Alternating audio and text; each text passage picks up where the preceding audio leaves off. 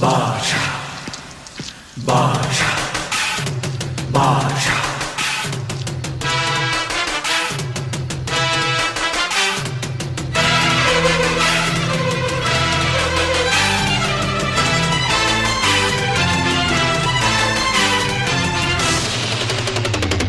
பாஷா